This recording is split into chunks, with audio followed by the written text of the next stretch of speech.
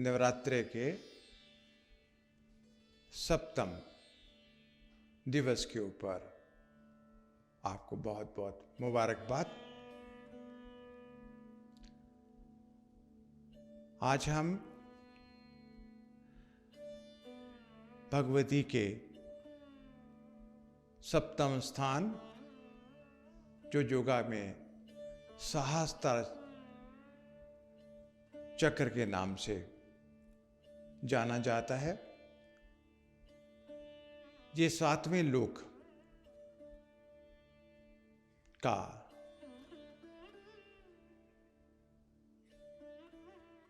उद्देश्य है कि सातवें लोक तक कैसे पहुंचा जाता है। जो सहस्त्र चक्र तक अब सातवें लोक तक पहुंच जाते हैं।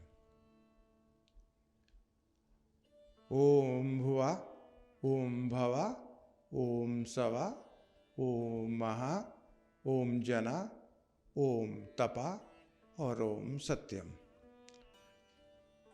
कल हम आज्ञा चक्र और तपा लोक की हम बात कर रहे थे, लेकिन आज जो है जो सातवां लोक है उसकी यात्रा करते करते यहां पहुंच जाते हैं। अध्यात्म का सफर हमारा मूलाधार चक्र से शुरू होकर सहस्त्र तक पहुंचता है, तो ये हमारा सिर तक पहुंचने का यात्रा नहीं है। ये मूलाधार से लेकर भूलोक से लेकर सप्तम लोक की यात्रा है। आपका शरीर है तो लगता है कि आप शारीरिक यात्रा हुई है, लेकिन जब आप शरीर छोड़ के जाते हैं तो लगता है कि सातों लोकों की यात्रा आप कर चुके हैं।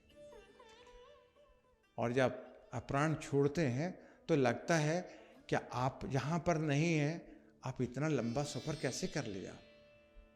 इसीलिए इसको विशेष विज्ञान बोला। भगवती ने हिमालय को जब उपदेश दिया ब्रह्म विद्या का, उन्होंने कहा कि विज्ञान द्वारा इसको जानो कि तुम कौन हो।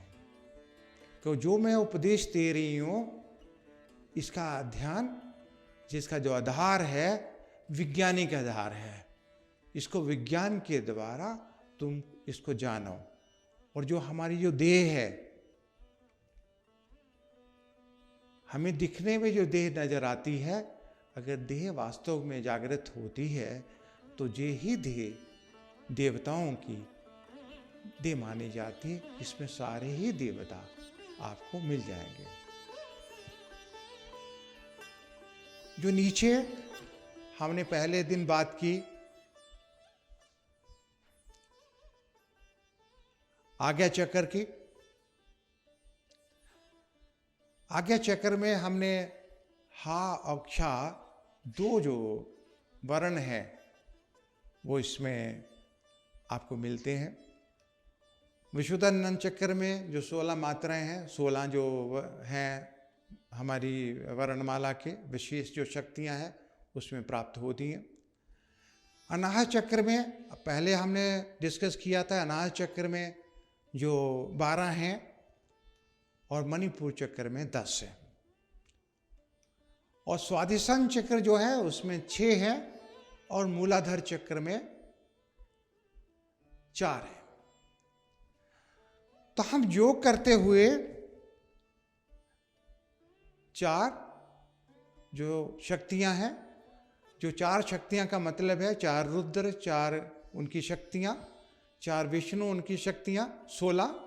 इस तरह से स्वादिष्ठान चक्र में 6, उसके बाद 6 को अगर बोले 24, मणिपुर चक्र में 10, इसका मतलब 40, और अनाहत चक्र में 12 का मतलब है 48, और विशुद्धानंद चक्र में 16, इसका मतलब 64, और आज्ञा चक्र में 2, इसका मतलब 8।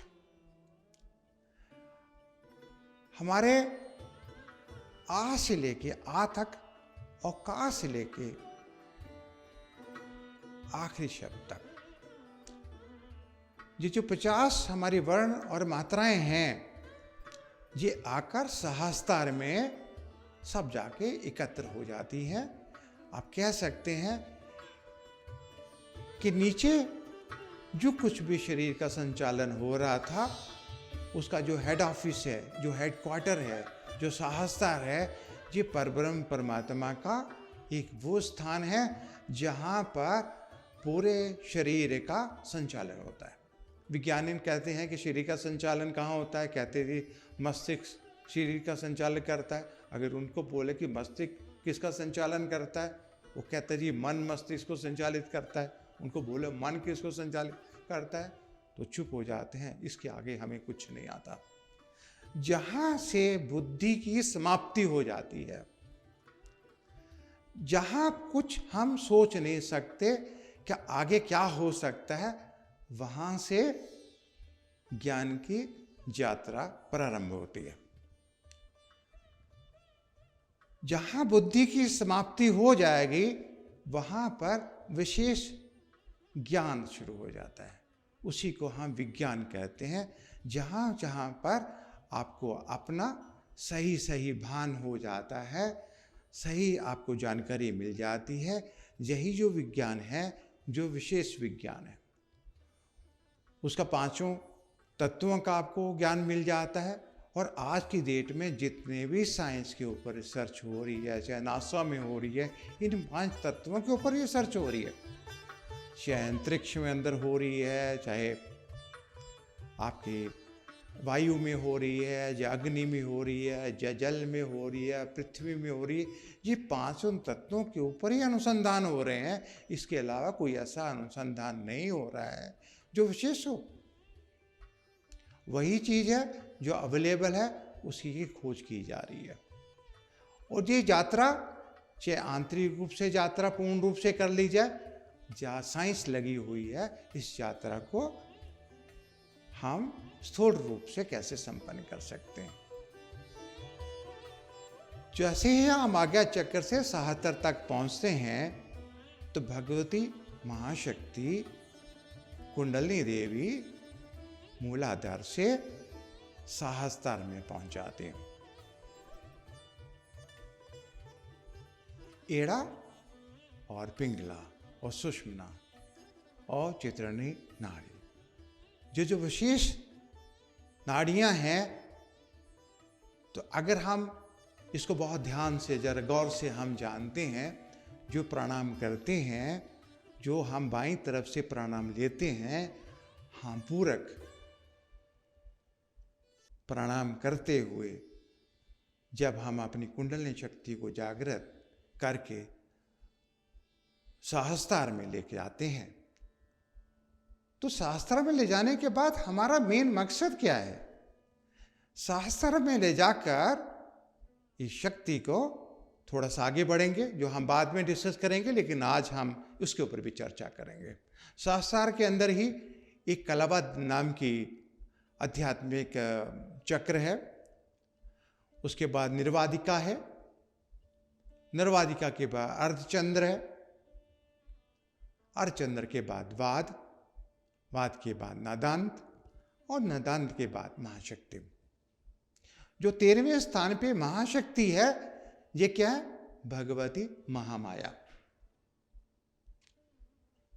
पूरक प्राणायाम करते हुए कुंडलिनी शक्ति को, जो स्त्री रूपा है और अमृत तुल्य है, उसको लेकर कूर्म मार्ग से अन्न का रस, अमृत लेकर ऊपर की तरफ हृदय में जो आत्मा है, उनको भी साथ लेकर ऊपर की तरफ बढ़ती हैं। और जैसे ही वो अर्धचंद्र को टकराती हैं, तो भगवान शिव से टकराने के बाद, जहाँ एक भगवान शिवलिंग है, इसको टकराने के बाद जैसे ही ऊपर पहुँचती हैं, तो ये भगवती महामाया को इस अमृत से तृप्त किया जाता है। यही एक मेन ध्येय है भगवती कुंडलिनी शक्ति का मूलाधार से लेकर ये मूलाधार से होकर सहस्त्रार में इन शक्ति के साथ वो मिलती हैं। इस अमृत को इनको तृप्त किया जाता है और यही अमृत जब नीचे आता है, जितने भी शरीर के अंदर यौगिक चक्र के अंदर, जैसे हमने रुद्र बोला, उनकी शक्तियां बोला, उनको विष्णु बोला, उनकी शक्तियां बोला, जितने भी चक्रों के देवता हैं अमृत के साथ उन सभी को तृप्त किया जाता है। और जब पूरी तरह से वो तृप्त हो जाते हैं और वो उसी तरह से जागृत हो जाते हैं जिस तरह से भगवती कुंडलिनी शक्ति जागृत होती है। और जैसे जागृत होते जाते हैं, जैसे वो नीचे आते हैं, तो भगवती हिमालय को ये कहती हैं कि कुंडलिनी शक्ति को लेकर सहस्त्रार में महामाया के साथ तृप्ति करने के बाद फिर उसको मूलाधार के अंदर वापस लेके आ जाना चाहिए। नित्य प्रतिदिन हम मूलाधार से भगवती कुंडलिनी शक्ति को लेकर भगवती महाशक्ति को हम तृप्त करते हैं और यौगिक चक्रों के बीच में जो देवता है उनको भी हम अमृत के साथ तृप्त करते हैं। तो उन्होंने एक वाक्य बोला को बुढ़ापा जो होता है, जो वृद्धावस्था है, वो समाप्त हो जाती है। जो जन्म मरण है, जो मृत्यु का भय है, वो समाप्त हो जाता है। अमर देह हो जाती है और अपनी इच्छा से ही अपने प्राणों को त्यागता है और अपनी जब चाहे वो शरीर को त्याग करने के बाद वो ब्रह्मलोक चला जाता है और ऐसे स्थान में पहुंच जाता है जो हृदय में जो परब्रह्म परमात्मा है, जो शरीर में परब्रह्म परमात्मा है, वो जो ब्रह्मलोक में परब्रह्म परमात्मा है उसके साथ एकाकार हो जाता है। हाँ के परब्रह्म परमात्मा और भूलोक के परब्रह्म परमात्मा एक ही हो जाते हैं। सब जगह परब्रह्म परमात्मा सर्वव्यापक है और उनमें और भूलोक के जो हमारे अंतर में परब्रह्म परमात्मा है उनमें कोई भेद नहीं रहता। ऐसे ही वेदों में मंत्र आपको मिलते हैं, ओम पूर्णमदा पूर्णात पूर्णमुदच्यते, कि पूर्ण में से उसको जब निकाला जाता है वो पूर्ण ही होता है। जब पूर्ण से मिलता है तो वो पूर्ण ही होता है। तो कोई अंश नहीं है कि ये आत्मा परमात्मा का अंश है, अंश नहीं है, पूर्ण ही है। यही एक अध्यात्म का रहस्य है। ये भगवती महाशक्ति की जो चर्चा आज मैं कर रहा हूँ, इसका वक्त लगेगा बहुत, हम चर्चा इसके ऊपर करेंगे। थोड़े दिन के बाद तक हम इस वर्णन को, हम इस प्रवचन को या इस लेक्चरर को हम बढ़ाने की कोशिश करेंगे कि जिससे आपको पूरी तरह से बताया जा सके। हमने 3 तत्वों की बात की थी, तम, रज और सत।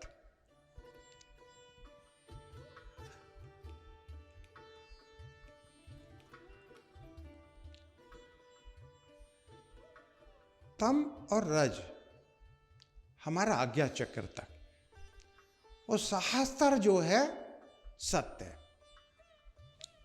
तम, रज और सत, ये सहस्त्र के नीचे जो पूरा संसार है। तम, रज और सत का मतलब है कि तीनों ही गुणों से ही पूरा संसार का निर्माण हुआ। लेकिन तीनों गुणों से परे जो शुद्ध सत्व प्रधान भगवती महामाया है, जिस महाशक्ति की मैं बात कर रहा हूं, यानी कि शुद्ध सत्व प्रधान भगवती महामाया, परब्रह्म परमात्मा का सगुण स्वरूप, जहां पे दैत्यवाद है। परब्रह्म परमात्मा है जो निर्गुण स्वरूप है, उन्हीं का सगुण स्वरूप जो है भगवती महाशक्ति है। लेकिन संसार का संचालन करने के लिए जो बीज रूपी शक्तियां हैं, जो हमने योगिक चक्रों के अंदर जिन शक्तियों का हमने जिक्र किया आपको, उन शक्तियों, बीज शक्तियों द्वारा पूरे संसार का संचालन करने के लिए उनमें कुछ हद तक 1%, 0.1% जो अवगुण उनको कहते हैं कि आपको संचालन करने के में मेरे को जो आधा %, जो 1% अवगुण आया, वो सिर्फ मुझे परब्रह्म परमात्मा की जो इच्छा है कि एक से अनेक हो जाऊं, उसकी वजह से आया। क्योंकि मैं एक से अनेक के लिए कृति संकल्प थी, इस वजह से पूरे संसार का संचालन करना था। उसमें से कुछ अवगुण 1%, उसको हम कहते हैं शुद्ध सत्व प्रधान भगवती महामाया।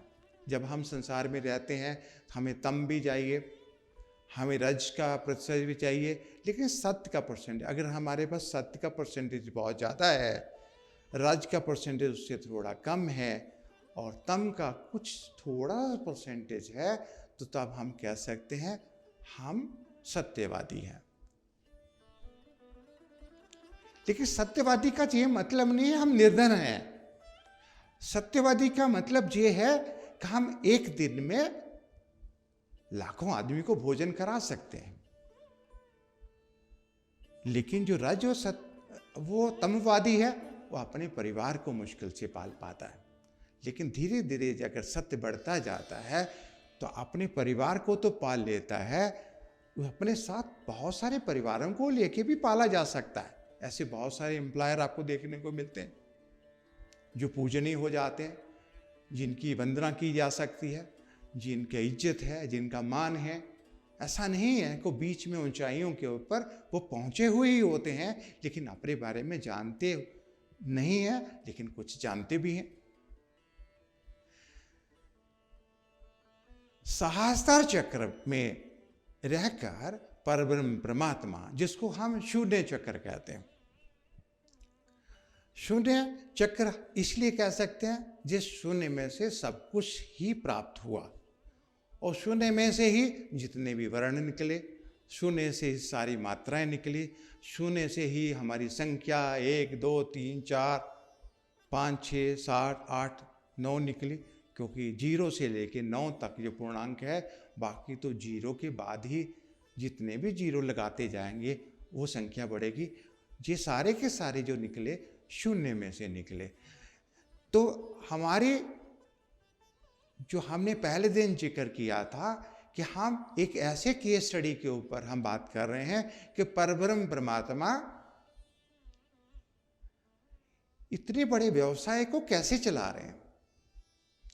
इस हेडक्वार्टर के ऊपर बैठ के, जिसको हम सहस्त्र कहते हैं, सहस्त्र में बैठकर अपनी सारी शक्तियों के साथ, अपने सारे डिपार्टमेंट के साथ, जितने भी हमने जैसे नीचे मूलाधार में 4 बताएं, तो उसमें बताया 4 डिपार्टमेंट हैं, उनके अलग अलग काम हैं, और उन्हें सारे कामों को पूरे सुचारू व्यवस्थित ढंग से किया जाता है। पूरे शरीर का संचालन किया जा रहा है। मस्तिष्क इतना अद्भुत है जिसके अंदर आप कुछ भी संभव है करना। आज जो कुछ भी देखने को मिलता है, सारा इस मस्तिष्क का, इस सहस्त्र का कमाल आपको देखने को मिलता है। जितना भी साइंटिस्ट ने आपको दिया है, परब्रह्म परमात्मा ने किसना सुचारू व्यवस्थित से पूरा व्यापार को संचालन किया है, इस सहस्त्र में बैठकर ही भगवती महाशक्ति ने किया है। जो भगवती कुंडलिनी शक्ति है, भगवती कुंडलिनी शक्ति के बारे में मैं इतना ही कहूँ कि भगवती कुंडलिनी शक्ति हमारे जन्म से लेकर, हमारे पालन को लेकर और हमारे संहार के लिए, तीनों ही जो उनके कर्म हैं, तीनों ही जो उनके कर्तव्य हैं, तीनों ही कर्तव्यों को सुचारू व्यवस्थित रंग करने के लिए जो उनके शासक हैं उनको शक्ति प्रदान करते हैं। तो कुंडलिनी शक्ति कोई और नहीं है, जो आपकी ही जीवन शक्ति है, लेकिन आप उससे जानते नहीं हैं। हम आपसे उससे परिचित नहीं हैं, लेकिन आज सप्तमी वाले दिन में आज कुंडलिनी शक्ति जो मूलाधार से सहस्त्र तक जाती है, और उसके ऊपर जो कुंडलिनी शक्ति है उसको कुल कुंडलिनी शक्ति के नाम से भी जाना जाता है, कि नीचे की जब कुंडलिनी शक्ति जागृत हो जाती है, उसी तरह से भगवती जो मूल में भगवती भुवनेश्वरी के नाम से जानी जाती है, जिसका बीज मंत्र रीम है। उन्हीं में से भी जो एम बीज मंत्र सरस्वती का है, श्रीम बीज मंत्र भगवती लक्ष्मी का है। तो ऐसे बीज मंत्र हैं जिनकी साधना करने के बाद कोई भी कैसा भी जैसा चाहता है वैसा इस पूरे खजाने में से निकाल सकता है। लेकिन निकालने से अच्छा है कि हम सब एक साथ ही उसको निकाल लें, एक साथ ही सब ले लें, एक साथ ही 100 सदे। अगर एक साथ ही हम सारा कुछ लेते हैं तो सारा खजाना लिया जा सकता है। छोटी छोटी चीज़ों में लेने में वैसे ही लगता है जैसे समुद्र के किनारे में हम कंकड़ पत्थर को बीनते हैं। जो सर्वस्व अपना है कि मूलाधार से लेकर सहस्त्र तक की यात्रा सबके लिए संभव है और सबको करनी चाहिए, और सभी को इस कर्तव्य को करते को हुए इसको पाने का अधिकार है। और अधिकार लेने से पहले जो पात्रता होती है वो बहुत जरूरी है। इतने दिनों में हमने जाना कि हमारा शरीर एक विशेष है, इसमें बहुत सारे देवियां रहती हैं, बहुत सारे देवता रहते हैं, इसमें परब्रह्म परमात्मा रहते हैं, इसमें भगवान शिव का भी निवास है। लेकिन हम रोज जब शराब पीते हैं तो आपको लगता नहीं है कि आप क्या कर रहे हैं। जब आप सिगरेट पीते हैं तो लगता नहीं है कि आप क्या कर रहे हैं। जब नशा खोरी करते हैं तो आपको लगता नहीं है कि इन देवी देवताओं से आपको क्या मिलने वाला है। आज मैं आपसे सिर्फ एक निवेदन कर सकता हूं कि जो कहते हैं कि शराब पीने के बाद बिजनेस होता है, शराब पीने के बाद रिलेशन बनते हैं, ऐसा बात नहीं है। अगर आप आत्मसात कर लिया, आत्म ज्ञान ले लिया, तो पूरे संसार के साथ ही आपका संपर्क आत्मिक हो गया। आपका शारीरिक संबंध नहीं है, आत्मिक संबंध हो गया। आप में जो सम्मोहन शक्ति है वो बढ़ती है। किसी को भी अपनी बात कहने के लिए, अपनी बात मनाने के लिए आप अच्छी तरह से उसको कर सकते हैं। तो बिजनेस सिर्फ शराब पीने से बिजनेस अच्छा नहीं होता। आप एक पैग लेने के बाद बैठ जाते हैं, लगता है कि आपको बहुत नशा हो गया और उससे बहुत आनंद आता है। लेकिन मैं थोड़ा सा आपको शास्त्र के बारे में बताना चाहूँगा कि अध्यात्म का सफ़र जब तक इन बीमारियों को जो आप रोज ही भोगते हैं, जब तक इनको नहीं छोड़ते हैं तो अध्यात्म का सफ़र कभी भी शुरू नहीं हो सकता। और अगर इतना बड़ी संपदा, इतना बड़ा ज्ञान आपसे छूट रहा है सिर्फ इन सारी चीज़ों को छोड़ने के बाद, सरकार को चाहिए कि टैक्स के बारे में इन चीज़ों के ऊपर टैक्स क्या इनको बंद ही कर देना क्यों जरूरी है। लेकिन बंद करने से भी आप छोड़ा जा सकता है। लेकिन आज मैं आपको सबसे कहता हूँ, ये संसार बहुत अच्छा है, ये विश्व आपको बहुत अच्छा है, लेकिन कुछ चीज़ें ऐसी हैं जो खुद आप गलत करते हैं, उस वजह से पूरा विश्व, पूरा संसार आपको खराब नजर आता है। उसके जो आपको जो रिजल्ट मिलते हैं, जो देखने को मिलते हैं, इन्हीं चीज़ों से वजह से मिलते हैं। क्यों ना हम सब इन चीज़ों को आज से ही भगवती के सप्तमी वाले दिन इसको त्याग कर दें। और आज जो मैं आपको बता रहा हूँ, ये बताने का ये मतलब नहीं है कि जो ब्रह्मज्ञानी जो हैं वो नवरात्रि का व्रत नहीं करते, अष्टमी की पूजा नहीं करते हैं। रामचंद्र जी जब वनवास में थे तो सीता जी को रावण चुरा के ले गया।